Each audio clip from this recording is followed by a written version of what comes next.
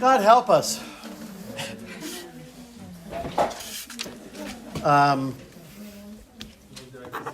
welcome back. I want to talk a little bit about conscience.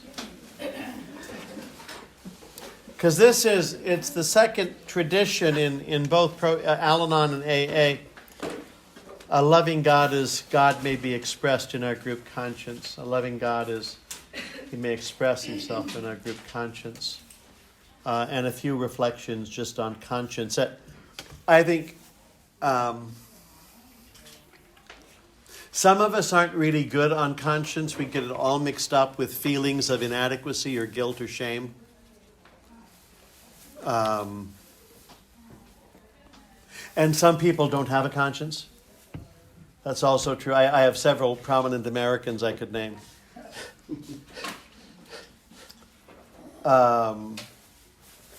Prisons are full of people with no conscience. A sociopath has no conscience. My own experience with conscience is my conscience is not the voice that says, "Tom, you're great." That's not my conscience. But when I've been deceptive or fraudulent or stupid or selfish or mean, perhaps at 3 a.m. I awake with a conscience that something's wrong, something's off. At the age of 76, I almost had 78. I'm looking forward to the future, as you can tell. But at the age of 76, having been sober for a long time, having been a priest for a long time, having been a human being for a long time,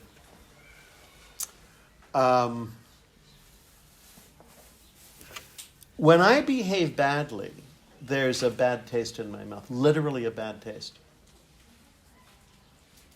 And it's when I get selfish or afraid or ashamed, again, those things that come up, those words, but that sense of conscience. Israel took me to Yad Vashem this morning, which I'll be reflecting on for a long time. There were some very moving moments there for me. I've been to Hiroshima. I've been to Auschwitz. I've been to Rwanda.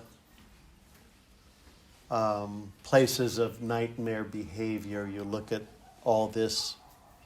So it's part of my embracing humanity and my own humanity and people and all of our stuff and how much grief and loss there can be. And I did see the film Schindler's List. And Oskar Schindler had issues. We would say.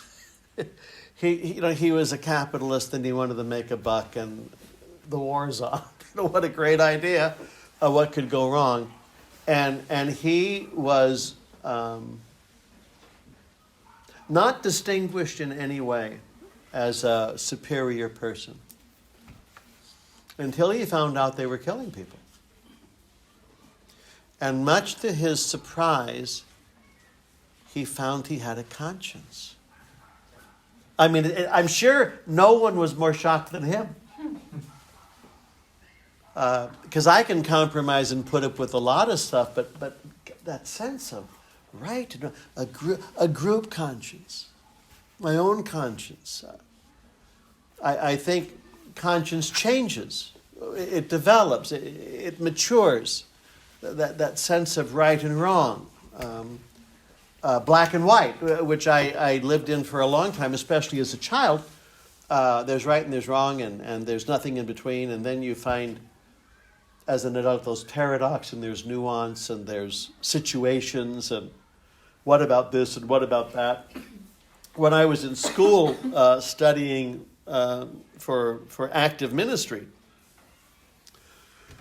you learn a lot about people and people's behavior, and people are going to come and want to talk to you about stuff and what's right and what's wrong, and there's 10 commandments, and there's all kinds of other things, and how do you interpret, how do you read, how do you understand, and people have so many different points of view.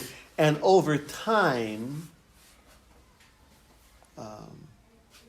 I've got a conscience. Some things don't bother me at all. Some things bother me. And That's part of self-acceptance. I have a tendency to rationalize bad behavior. If you're familiar with Walt Disney, Pinocchio with the long nose when he lies, the Pinocchio story, a wooden boy, and Geppetto, and there's a little cricket named Jiminy Cricket who is Pinocchio's conscience. And when I was studying, one of my classmates bought me a little ceramic Jiminy Cricket so I would have a conscience, because I had a tendency to rationalize and defend my bad behavior, which is still there. But that sense. And sometimes it's a sense of something's off, something's bad. I had a meeting with my boss in the West Coast. I went with one of the other guys in my community, and we thought we were going to be meeting about something, but it was a totally different meeting, and we found out what the meeting was about is, should our community continue existing or not? I didn't know that was the topic. Panic, right? And I was asked a couple of direct questions, and I lied. It wasn't a struggle. It wasn't. I just lied. I exaggerated. I made a few things up to defend the group. What could go wrong? And the guy said, okay, I'll let you know in 10 days whether it's yes or no. And on the way back to Oakland, about an hour's drive, that bad taste. I mean, I knew this is part of recovery is truth-telling. And part of being a human being is truth-telling. And so drove back and I slept on it. Not well. And I woke up the next morning. I knew I had to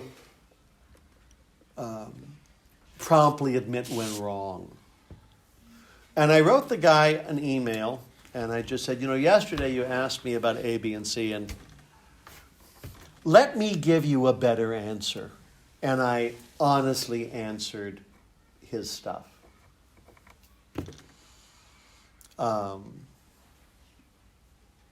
And I'm glad I have a conscience. I'm glad I can spot when I'm out of line, when I'm off balance. And my community is still alive. He's no longer the boss, and we're still there, so I'm grateful. Bill Wilson, there in New York, 1940s, Manhattan was all white. There were no black people in Manhattan. And a couple of black men had been let out of prison, and they wanted to connect with the fellowship. And the Manhattan Fellowship didn't want them in, voted them down. We don't want them. The segregation and the racism was just palpable in a zillion places. But Bill Wilson, who was also very flawed in 100 ways, instead of dealing with the group, he went to each one of these guys one-on-one and said, are you willing to let this man die of our disease? He shamed them. And they should have been shamed. And he appealed to their conscience. And they had a conscience. And they agreed to okay, they can come, but they can't talk. Progress sometimes is by inches and millimeters, but it started.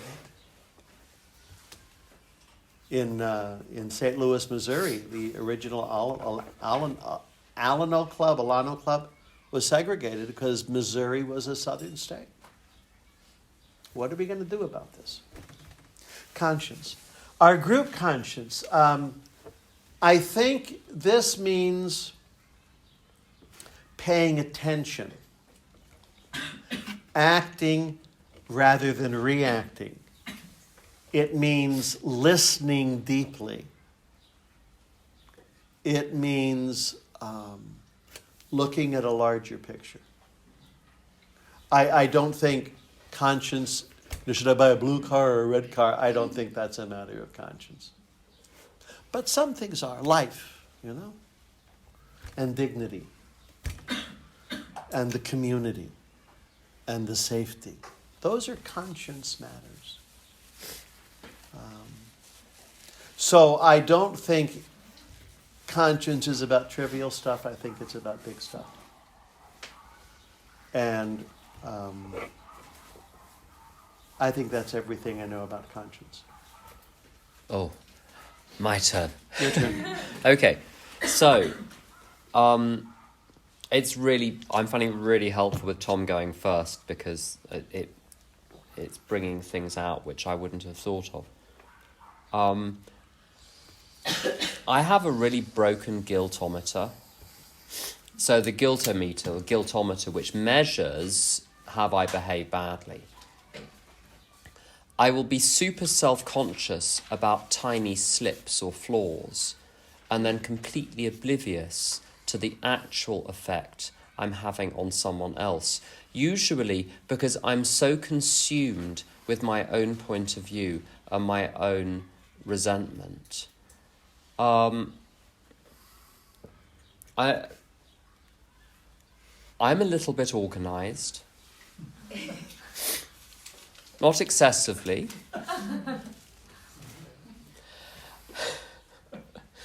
My other half leaves everything till the last minute, and then some. And he's very effective in the world, not being organised. He gets things done in a very different way than me. Okay. I cook the dinner 6 nights a week. He cooks the dinner 1 night a week. Every week, when I cook the dinner, it's on the table at the same time.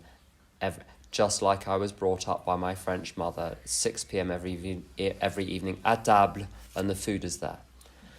My other half, I think the latest we've eaten is 12:30, gone midnight. That was just once. But very often it's around 10:30, 10:45. I'm up at 6:15 in the morning. And I've tried everything to get him to change, to maybe do simpler meals. But he does what he does because of the way he's built.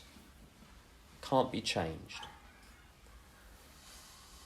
And for a long time, I would let him know by various means how unsatisfactory this arrangement was. Until one day he revealed how deeply that was hurting him. And I had no idea because I was consumed with how right I was. And this was very uncomfortable for me. I don't notice most things that I'm doing that affect other people. If I notice something, it's a miracle.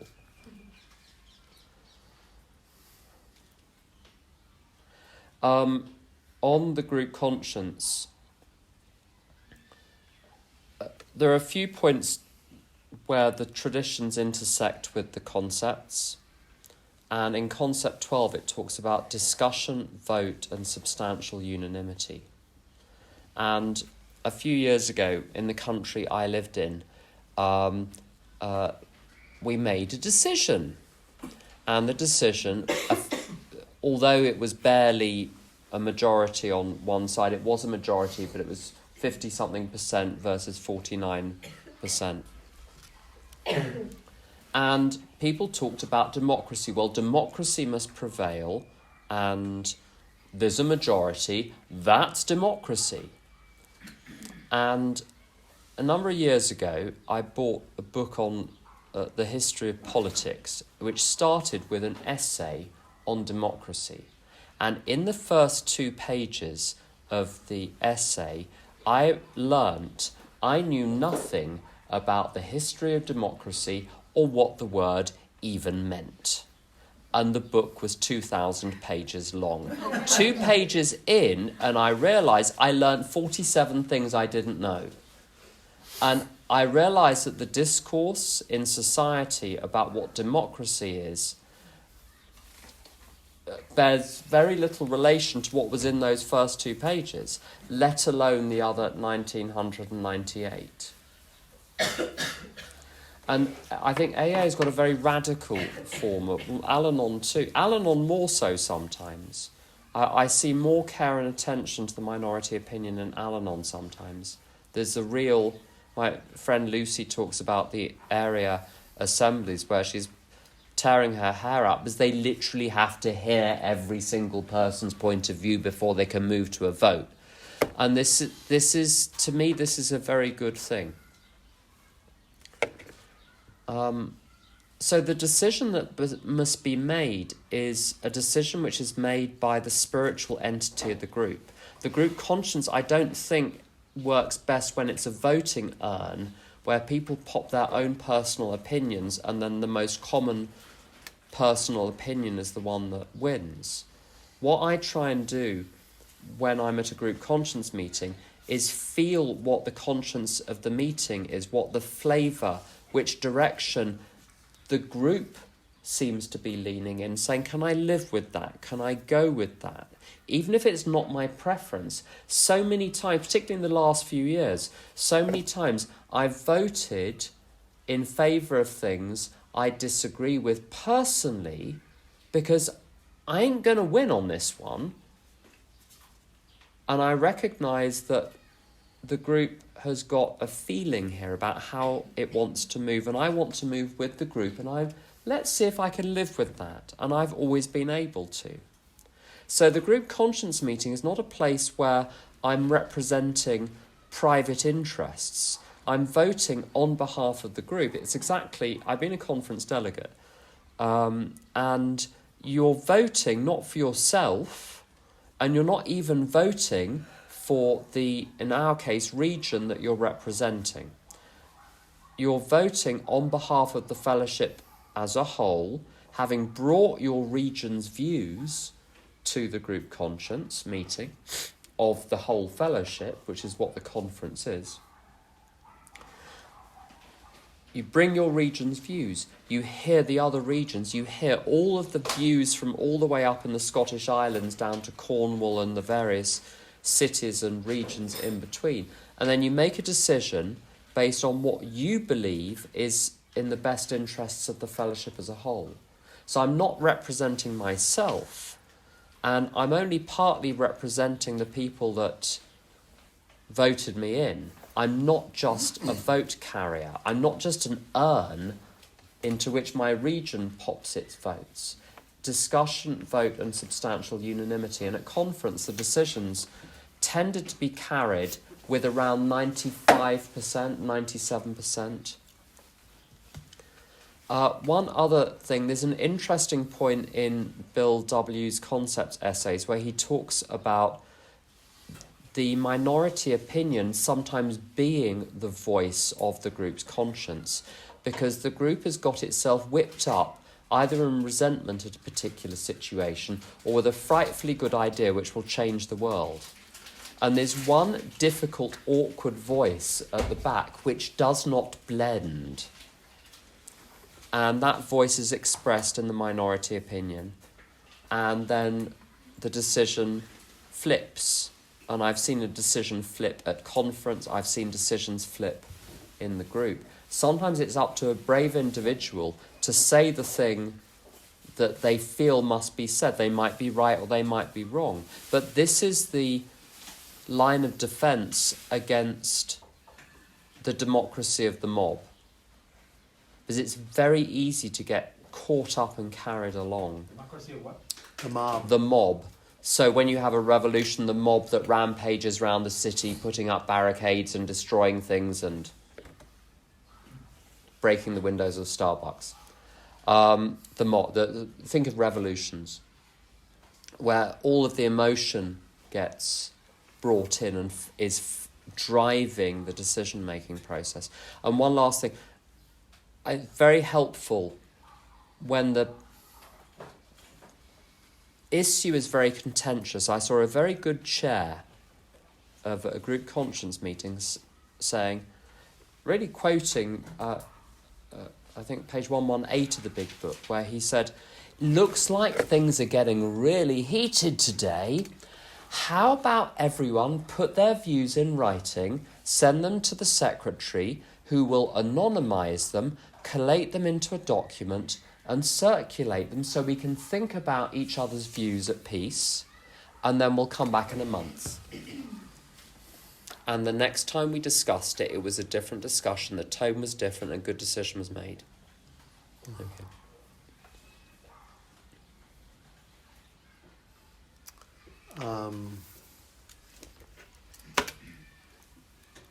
A loving God, as God gets expressed. I do trust the group frequently, and I like very much what Tim said. Discussion works, and you start over here and end up over there. That's the process we work in my own religious community. You discuss things. There's a word that we use for this. It's called discernment, discernment, to discern, which is to pay attention, to respond, to look for God's will. And it's a process of dialogue and listening and discussion. And you what are the options?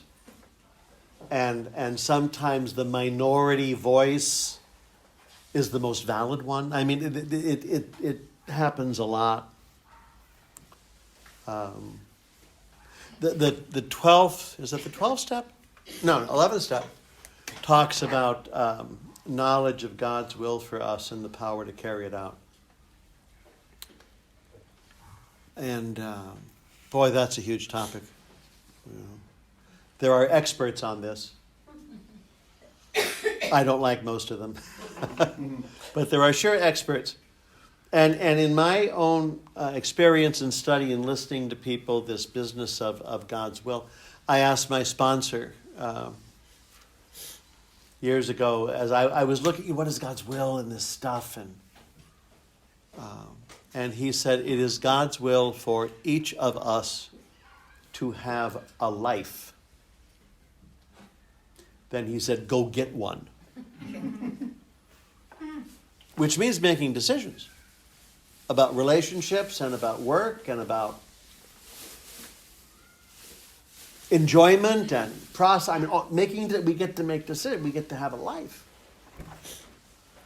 And I will experience a lot of this, God's will for us, by trying a lot of things and making a zillion mistakes and seeing what works and seeing what doesn't work and what's practical and what's not practical. Like, is it God's will for me to teach small children? Do you like small children? No. Then I'm pretty sure it's not God's will for you to teach small children. You know? There's something about our abilities and skills and our likes and our dislikes. I was told by an old priest in Scandinavia, I wasn't sober yet, but he and I were having this conversation on God's will. And because he was a zillion years old. So I had some questions. And he said he thought God's will was planted way, way, way, way, way deep in each of us. And we have to learn how to find that and listen to that.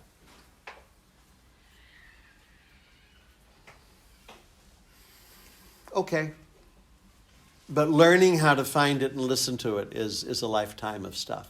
What is God's will? Sometimes it's real clear. I can see it sometimes very clearly for you. But I can't always see it for me. It is God's will for each of us to have a life. And part of that is making mistakes. I remember I was ready to leave teaching, and there were a few other options that were facing me. One of which was to leave the United States and go to Scandinavia, where I'd be happily ever after. Because the Americans weren't treating me right. I wasn't sober yet, by the way.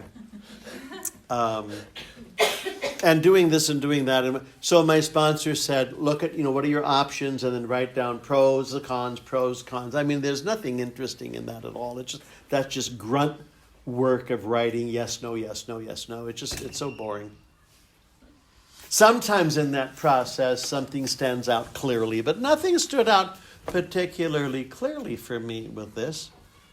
And so I did the work, and then I met with my sponsor. I showed him the manuscript, Now study this and draw a conclusion. And he barely skimmed it over.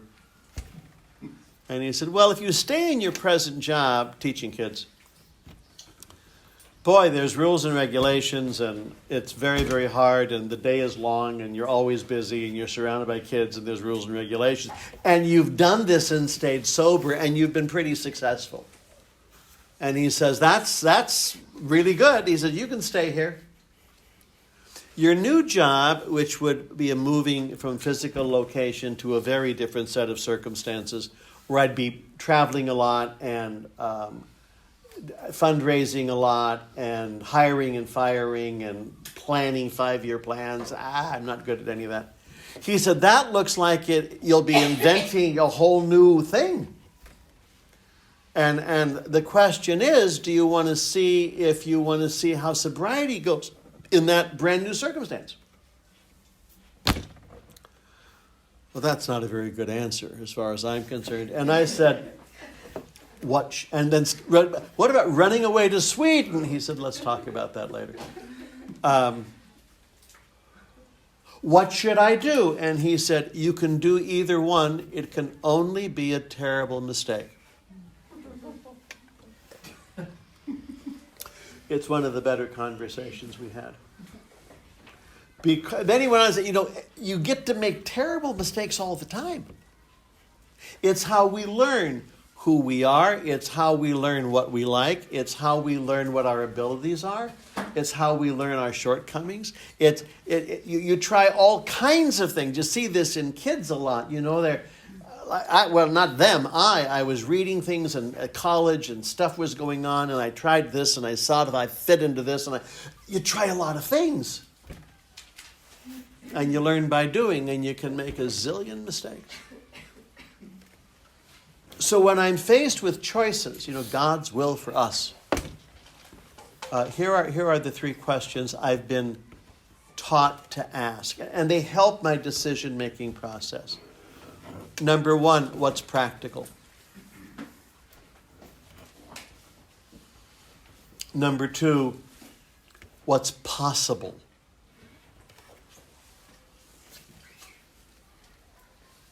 And number 3, what's simple?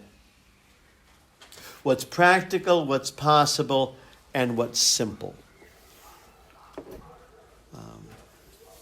That's the direction I want my life to go in my last 5, 10, 15 years. I want to be practical, and I want to have a simple life. And if something's impossible, that means I don't have to do it. Let me repeat that for the Al-Anons. If something's impossible, you don't have to do it. There was a Broadway song when I was a kid, the Man of La Mancha, Don Quixote de la Mancha. Broadway. Music, singing, dancing. And the great love song. To dream the impossible dream, to fight the unbeatable foe, is not a plan for living. It guarantees misery. Although it's so romantic. But what's possible, what's practical. And then we let go of things and we learn things and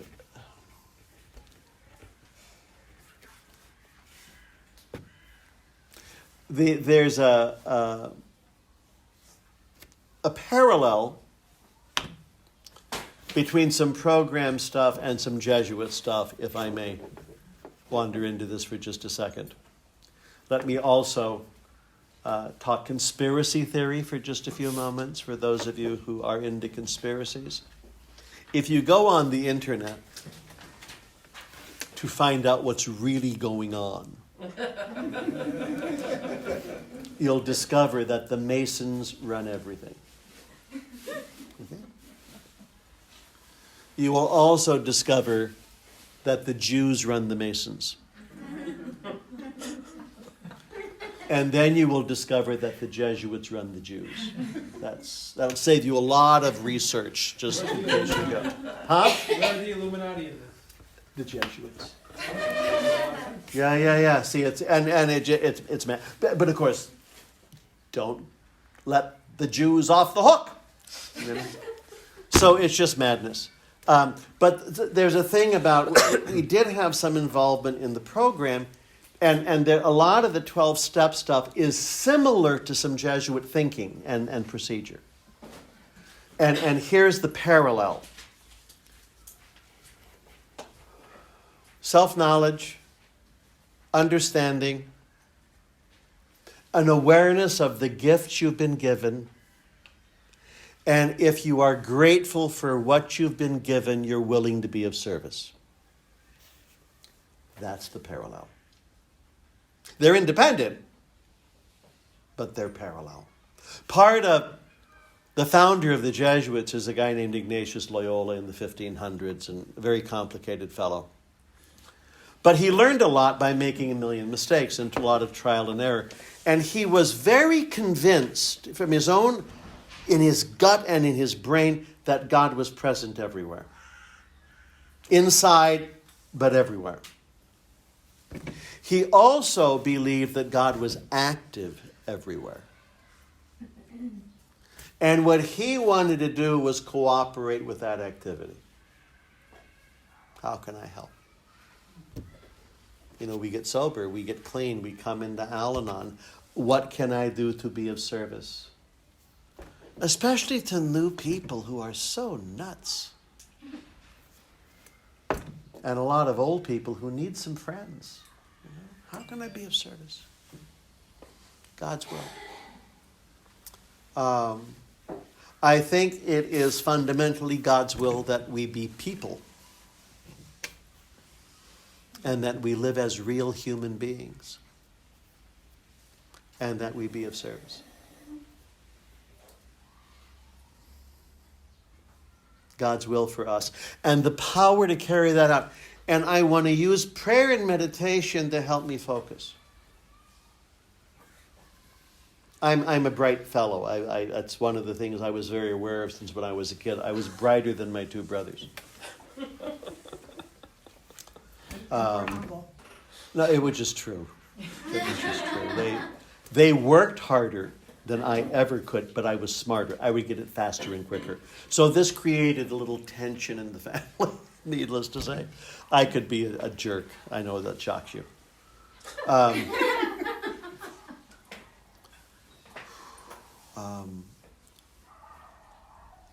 Just because I'm bright doesn't mean I remember anything. I have to remember the most basic things of recovery and program in life and faith. It's not like I have figured it all out and now I can run with it. I have to remember to return phone calls to sponsees. I have to remember to get to a meeting. I was there last week. I have to remember to open the book. I have to remember to spend the time. I have to remember to remember. And gratitude flows. It's a big theme in recovery. And it's a big theme in being alive. Are those turkeys? Turkey. Small dogs. Dogs. Small dogs? Yeah. Yappy small dogs? Okay. It's a dog park. We have turkeys in my neighborhood who sound exactly like that. That's everything I know. Tom, of course, forgot to mention the lizard people from space who are really in charge of everything. 30 years ago, I had a chilling conversation with Maureen where she said Maureen was AA and Al-Anon. I liked her because her husband was still drinking, and when they were in the car and he started on one of his monologues, she would put on her headphones and listen to an Al-Anon tape. And he was used to this, he got used to this, so she knew how to deal with it, and she was perfectly happy. So I liked her. I liked Maureen. What she said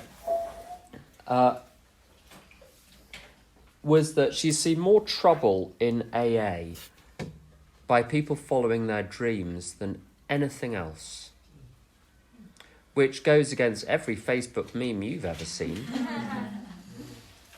Because the question is, where is the dream coming from? What is it for?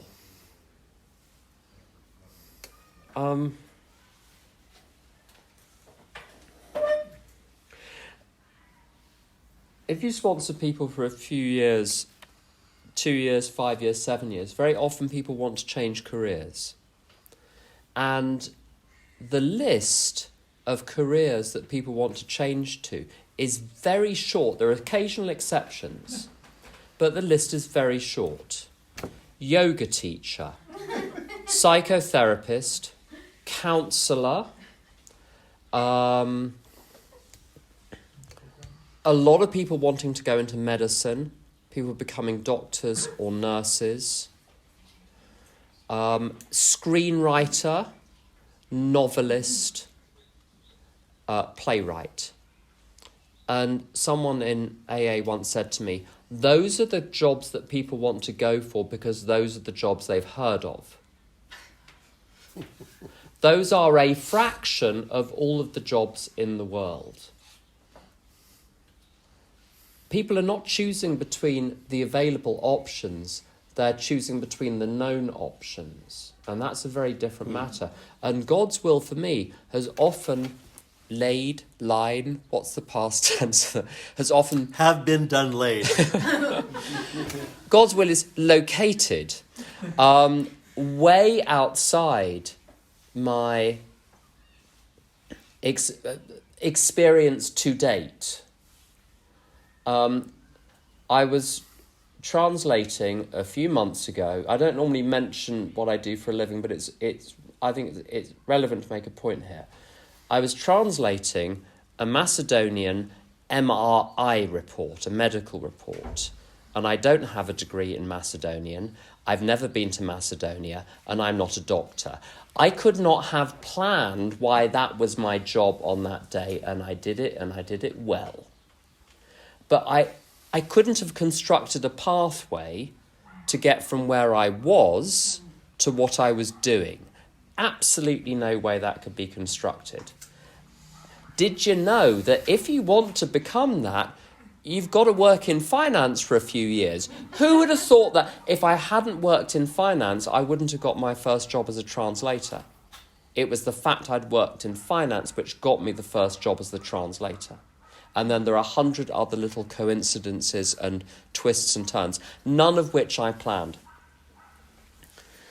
My tendency is to blame very big things for all of my problems. So when I was 9, I decided that if I were ever to have children, I would make sure that they weren't born Virgos because I was a Virgo. That was clearly the problem. I've always wanted to point to the one thing that is the problem. And when I've seen what's brought about change, it's actually changing 1,000 tiny things that has really helped. The reason I want to make the big change very often is because I'm resisting the small change. And with sponsees, sometimes they say, I really need to do the steps. And I'm like, okay, that's fine. Are you willing to commit maybe an hour or two a day to just so we can get it done, so you're not in the process for 5 years, just get it done? And they say, absolutely. I'll say, well, let's test that. Let's test. Can you send me just a little simple review of the day and a plan for the following day? Take 5 minutes on the review, 5 minutes on the plan. Send it to me by 6 p.m. Can you do 10 minutes a day? And most people can't, or don't want to, or whatever. But they're really excited about the big project, but they don't want to do the small thing. And I'm like that. I was always I need to change countries, I need to change partners, I need to change careers. And if I make this big change, there'll be a pop and everything will be fine. Which is why I'm sceptical of my own dreams. Because they're very often a fantasy about what I think will fix me. It's not to say that there are dreams which people legitimately follow and it works out very well. But I had followed a dream at one point when I was around 20 odd years sober, and I went down an academic pathway. I went back into an academic pathway, and within 6 months I was so ill physically. And at that point I recognised that I was going down that pathway for ego reasons, and I thought the whole time, it's a dream come true. No, it was my fixing myself fantasy which was coming true, and it was making me ill. And I just stopped. The books went on the shelf, I didn't touch them, and I got physically better. Straight away. Within days I was feeling better. It was so remarkable. Like my brain is so powerful, it can convince me that anything is right, and my body sometimes pulls rank and says, no, sunshine, you're not going to do this. Working out what God's will is. As I say, I can argue anything clearly enough. If I have to give like a really long explanation for why something is a good idea, it's usually not. Now, it doesn't mean to say that when I have a big decision, that I don't look at it rationally and logically, sift the facts from the fiction, sift the genuine concerns from the neurotic fears, to plan out the tree diagrams of if this happens, what might happen, what are the drawbacks, what are the strengths and opportunities and weaknesses and so on of this. Yes, I do that as an exercise in time I deliberately set aside. But then I forget about that and go and play in the playground and wait for an answer. So I do the prep, but then I've got to let go completely and try to get comfortable with every possible answer. Because what I've done in so much of my life is convince myself that this particular relationship is the one that's going to fix me, and I overlook all the craziness because there's some magic hidden which they've taken from me, and I need them to get the magic back. And I will convince myself that this person is right for me when they're not. And what I've now decided to do for the last few years is it's really for many years, I think, now, with occasional mistakes, that I like to grow where I'm planted. And a number of years ago, I had, if any of you have sponsored, this is men in their 20s and 30s, between 6.5 and 6 3/4 years in the marriage, they say this every single time. The romance has gone out of the marriage. The sexual interest has gone out of the marriage. I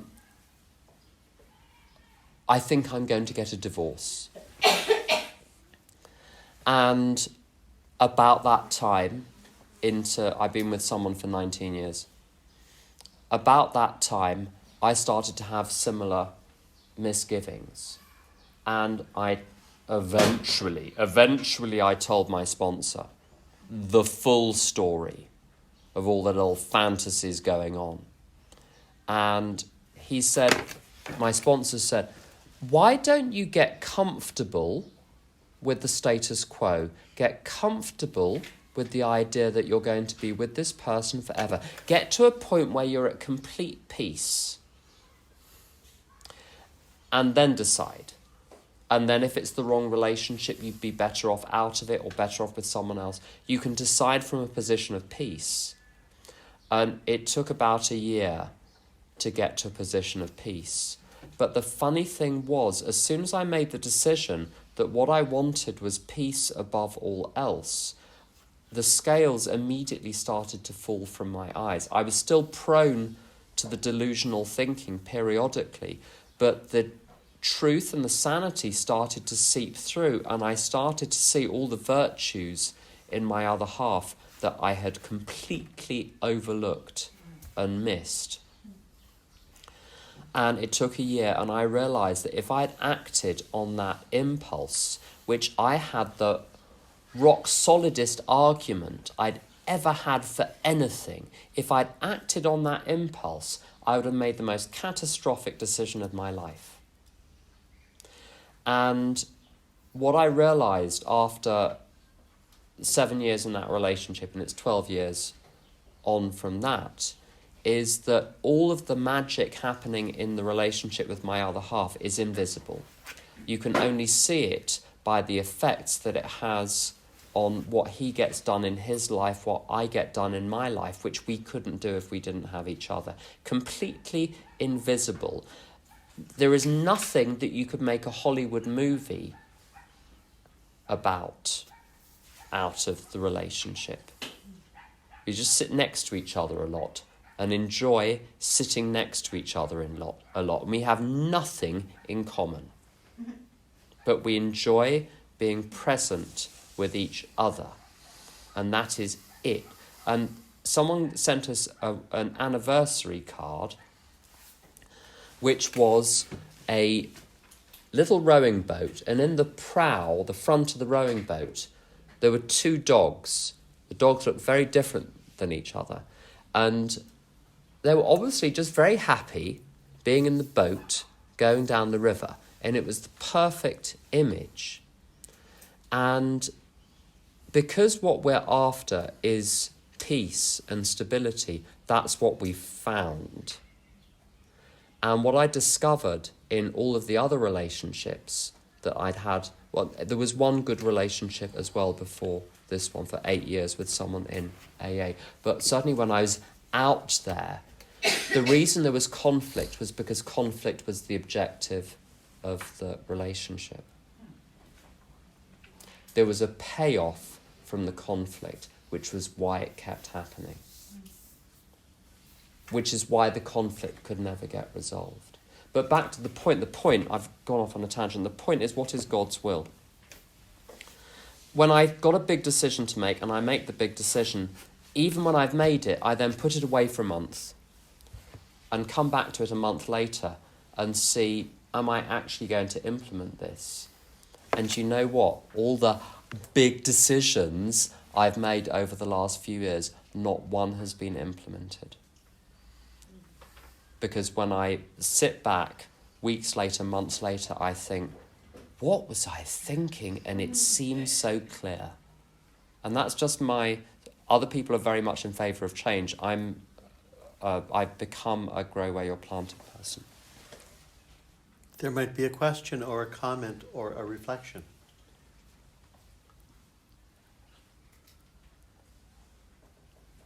Yes. Oh. 1, 2.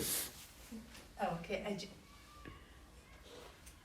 My question is, so I think I'm using business meeting and group conscious interchangeably, and it seems from what you're talking about, it's not.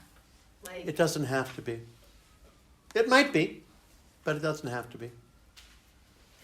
Sometimes the group conscience, just we have to make some decisions. Let's get everyone talking about it. Every so often something really big might come up, and that's a different tone of voice. Yeah.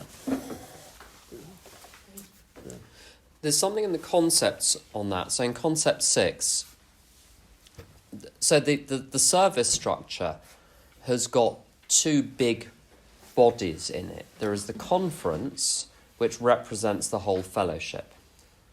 And then there's the board of trustees, which through its various structures implements those on a daily basis. The conference meets once a year. There's communication in between, but it meets once a year. In AA in Great Britain, anyway. It's AA in Great Britain, not AA in the United Kingdom. So think about that one afterwards. That's an interesting discussion. Conference meets once a year. And there's discussion, and there are various meetings of certain panels in between, but essentially it's a once-a-year thing. And then the board are constantly active, but even the board members have jobs, so they're not full-time. So there are subcommittees, there's a corporation, the corporation runs an office. I think there's more than one office. I'm not sure if that's changed since COVID. So you've got the big legislature on one side, and then you've got, as it were, the civil service on the other side, which is doing the implementation. And there's a wonderful line in the concepts, if I can remember it, that conference makes final decisions on large matters of general policy and finance. And in a group situation, I've seen groups operate at one end of the scale where it's basically run by a small cabal of 4 or 5 people and nothing really gets put to the group. I've seen, and I've made very bad mistakes with this, of getting everyone involved in every decision. And chaos ensues from that in 1,000 different ways. All the business meetings then become basically a fire brigade training situation where the people don't have enough experience to handle what is going on because there is so much going on, and you're just constantly putting out people's emotional fires before you can even get to the decision, because everyone is triggered, and then one person gets triggered and that triggers everyone else, and all the fixers and rescuers come in, and it's mayhem. So I know none of you identify with that. You've never experienced anything like that. It's basically the Cartman drama triangle comes alive. The victims, the persecutors, and the rescuers. The one piece of jargon I find useful in recovery is the Cartman drama triangle. What I find really helpful is to have a split in groups the way the fellowship service structure is split. Final decisions on large matters of general policy and finance. What is the group going to do? How is it going to handle its money? Basic questions of how it's structured. You have a group conscience infrequently. You sift which questions are going to come through to that, just like in conference, maybe even voting on which. We can't discuss 87 issues. Let's pick our favourite 3 things to change, maybe look at changing, and have everyone involved in that, and that's great. But then to hand over the running, like things like the precise wording of the script, maybe hand that over to a steering committee of GSR, chair, treasurer, secretary, to just handle that. And if people really hate what they do, it can be raised in a group conscience. But to let people dispense with the administration in an effective, efficient, harmonious way and with a smaller group of people, just like you just let the board get on with it because they've got their fingers in the practical pies there. And the business meeting, in some groups, the business meeting is where the people who are actually involved in running the group get together and handle the business. And the group conscience meeting is when you've got a major decision that they can't handle because it's too big. Final decision on large questions of general policy and finance. And then everyone gets involved. And there is basically the right of anyone in the group to say, you know, a number of us are really upset about what the steering committee are doing. Can we have a group conscience about that? The answer is yes. But to have that as what happens when something goes wrong rather than discussing everything with everyone all the time. What was that film? Everything, Everywhere, All at Once. The Everything Bagel, which has got literally everything in the universe being sucked into it. And then the universe is going to collapse under the weight of this bagel with everything on it, like, you know, including the 1970s and dogs and everything is on. And that's what, when you've got everyone discussing everything, that's what it becomes like. The whole universe gets sucked into every business meeting, and everyone just dreads it. Just awful. So that's a sane way of keeping the two apart.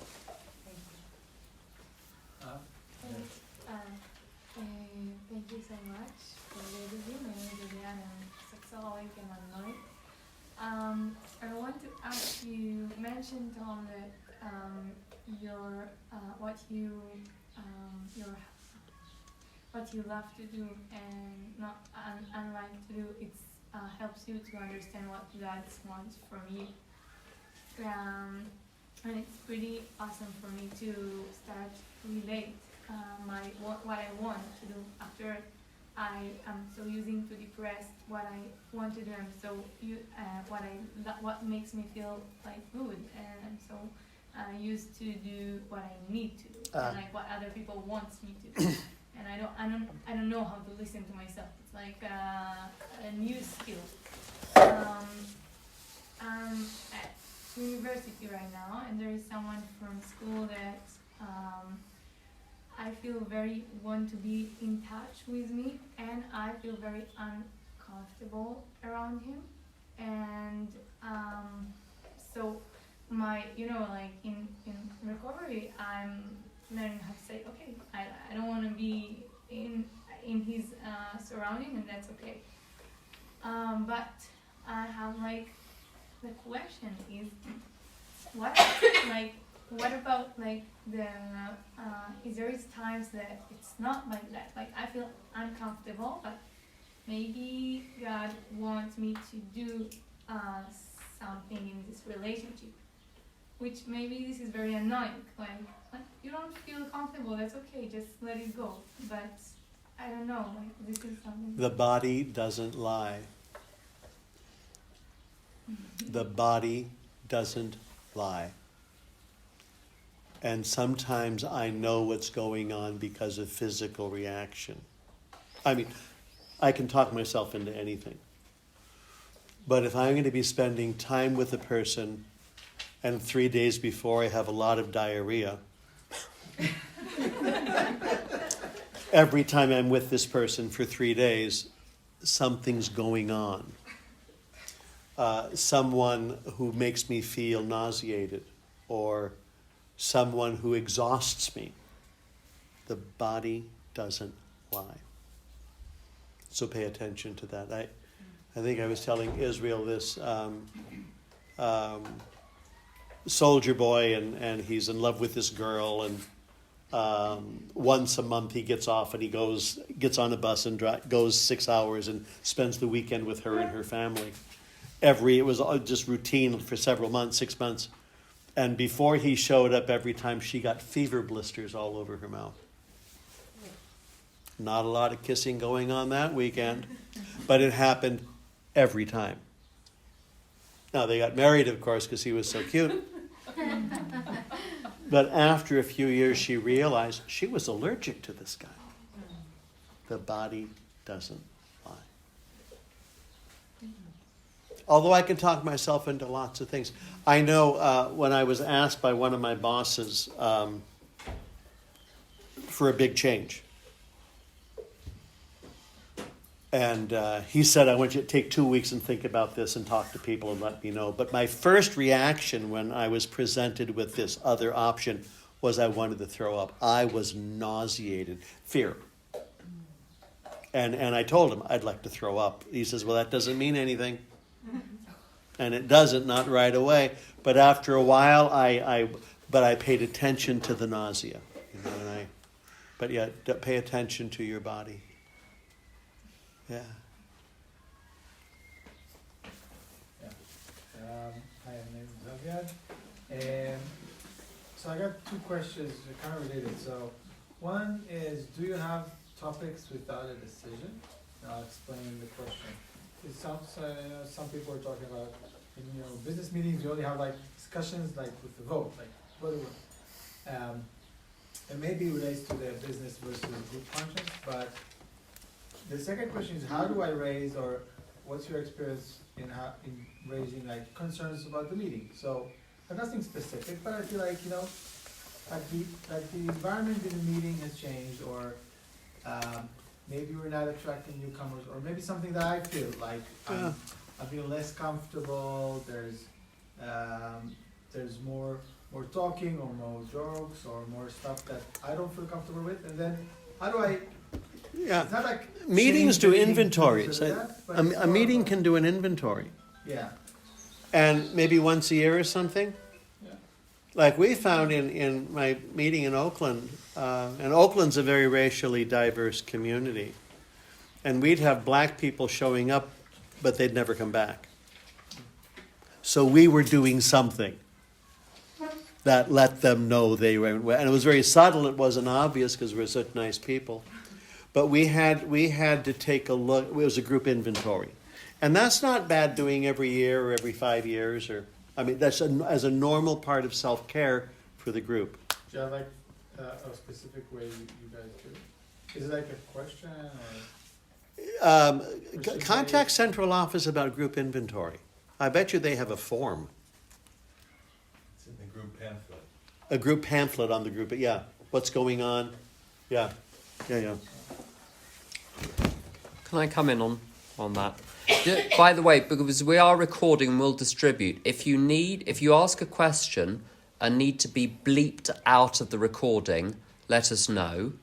If you feel that you don't want to appear on the recording and you ask a question, tell us to stop the recording while you ask the question, and then we'll turn it on again and repeat the substance, obviously without saying who it is.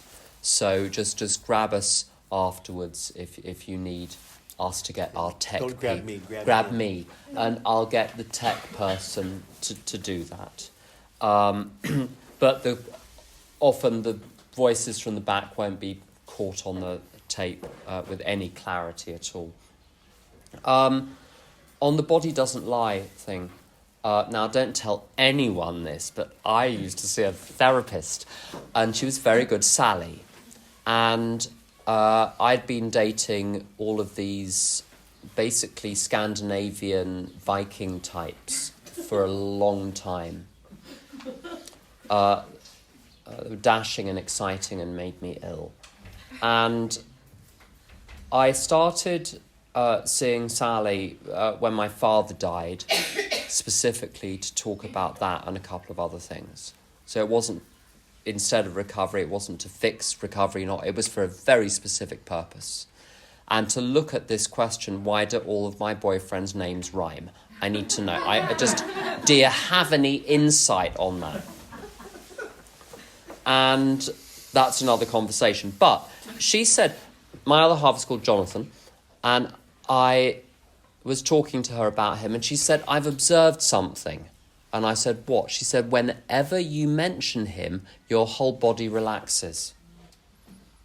But my head was saying, he's not my type, whatever that meant. Because what my head's idea of my type was in the Placebo song, what I want will kill me. Group inventory, no more than once a year it becomes socially acceptable self-obsession on the part of the group. You can have emergency group consciences, of course, but that reflection, I think what is very sane is to keep discussion and vote in separate meetings. So if people feel we're not going to have a vote tonight, they can say what they want without fear that it will suddenly turn into a decision which changes the group. So people can say risky stuff because they know there's going to be a cooling off period before a vote takes place. And so when the groups I belong to hold group conscience meetings, we go through, there are lots of different ways. You can either go through the traditions systematically, the concepts systematically. There's a 12 traditions checklist. There's a 12 concepts checklist. There's also a group inventory list in, as someone said at the back, the pamphlet, the AA group. and you don't have to answer all 147 questions. Sometimes you just circulate the list to people before the meeting and vote on, let's discuss 3, let's discuss 2, let's discuss 4, or give it a cap at 1 hour. Whatever we discuss in 1 hour is enough. And then leave it to another meeting to formulate the proposal and have the proposal circulated. There's one other thing. London Region North had an annual assembly where it structured differently than any other region in the in Great Britain, in that the GSRs go to the region, in the other regions they don't. And there was a general assembly where all of the GSRs are there, which means 7% of the GSRs, but you know what I mean. All of the GSRs were invited, 7% show up. And we had an inventory of the region, and then we had a general sharing session where people could bring up whatever they wanted. 2 minutes max, you stand up, you say your piece, you sit down again. And it's great because it means there is a pressure valve. So when people get their knickers in a twist about something that is going on in the group, in the intergroup, in the region, in the area, in the district, there is somewhere they can go. This is concept 5 in action. There is somewhere they can go and be heard by everyone. The little 90 seconds of fame. And the knowledge that that is there creates trust, because people know that the region knows that if they get seriously out of line, there is a venue where the objection to that can be voiced. It's a very, very healthy thing to allow general sharing on what people think is wrong without it leading to any decisions necessarily. Those people have to be group representatives or any member? I think it's anyone actually, but it's hard enough to get the GSRs to turn up, let alone anyone else. We invite visitors, but of the 20,000 people that could come, 2 come. So, Should we pause for a few moments? Let's take a pause.